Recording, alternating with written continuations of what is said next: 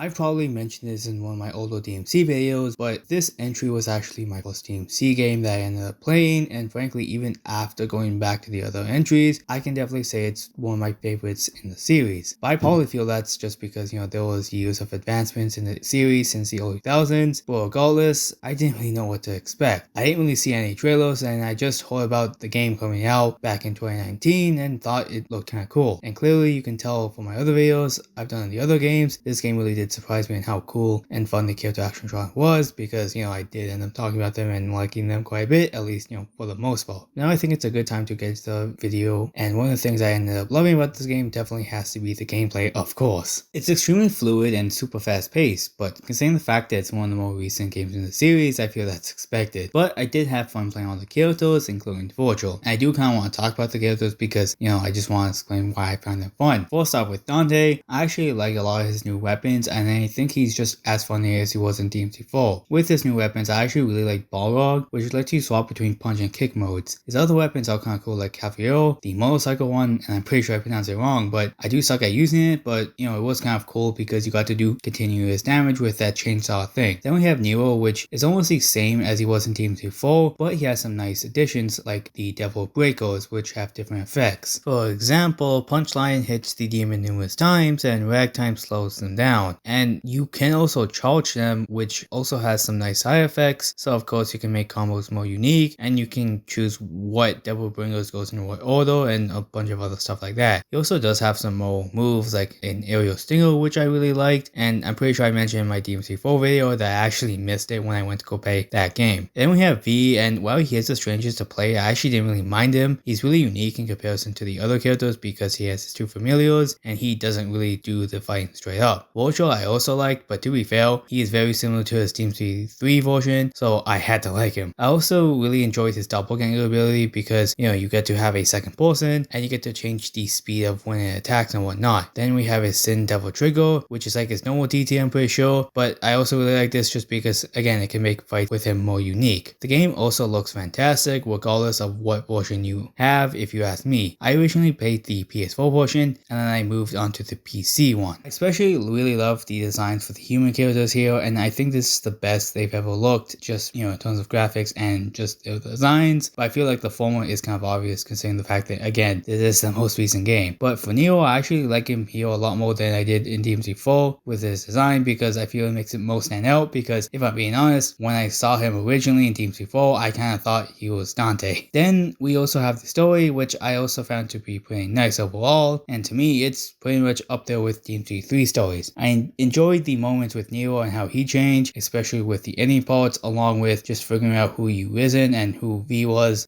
stuff like that I just found really interesting. Well, after thinking it over, it was kind of obvious. Just keep in mind that I haven't played the other games in the series at this point, so this stuff was kind of cool to find out. Then we also have the OST, which is definitely amazing here. And for the battle themes, I actually like all of them, but Virtual's definitely has to be my favorite. Even with the other tracks using cutscenes and whatnot, I still think they're pretty great and fit the scenes. It's just that I don't really have a favorite song or songs in general for this game, but it's still really great. I also found the game to be pretty challenging like most of the other games in the series, which obviously is nice considering the fact that these games are generally considered to be pretty hard. It's very similar to other entries where they just mix different types of demons with different movesets, along with each boss just being unique and you having to stand on your toes because they all have varying patterns. Overall, I do think that the game is amazing, and I would imagine even if this wasn't my first game in the series, I still would have loved it as much as I do now. And I do think the wait from DMC4 and the reboot really paid off because they got to see what worked and what didn't from those games, so they can just improve on them. But even in the end, there are a few aspects I did not really like as much, and one of them definitely has to be how the areas just aren't visually distinct. I do understand why, since for the most part, they're basically in one city that's covered by quillflower roots and they're in the tree itself, but frankly, again, it just looks boring. And even other entries like DMC 1 and 3, while those two were in one area, at least I felt they had cooler looking areas within them. And as I said, by the time you get to the quillflower tree, not much has changed because, again, it still looks kind of similar to how the destroyed cities were, just more enhanced with the quillflower stuff. And honestly, it's only slightly visually different, but again, not by much. And by that point, I've already seen so much of it that I just didn't really care as much. And don't get me wrong, the areas don't look bad graphically by a long shot, I just wish that, again, we had more variety in the areas. And that's pretty much all I ended up disliking. I know it's only one point. There isn't really much I disliked about the game, it's just that amazing to me. All other minor aspects I feel were kind of annoying, like all the bosses pretty much just being really huge, and the only human-sized boss was Virgil, while the other entries had more normal-sized enemies. I don't really feel it's as bad, just again slightly annoying. There's that, along with the fact that Lady and Trish don't really get to do much in this game, but to be fair, they don't really do much in DMC4 either, and the game, in this case DMC5, is more focused on, Dante, Virgil, and Nero, so I can kind of understand why. But in the end, I do feel that this, along with Bayonetta 2, definitely have to be some of the best character action games that the genre has to offer, if you ask me. But I really want to hear what you guys ended up liking and disliking about this game, and let me know in the comments below. But of course, I will go over mine again just before the video ends. Likes, gameplay is amazing, the game looks fantastic, the story is nice, the OST is great, and it is pretty challenging. Dislikes, areas aren't really visually distinct. Thank you all for watching, and see you guys later.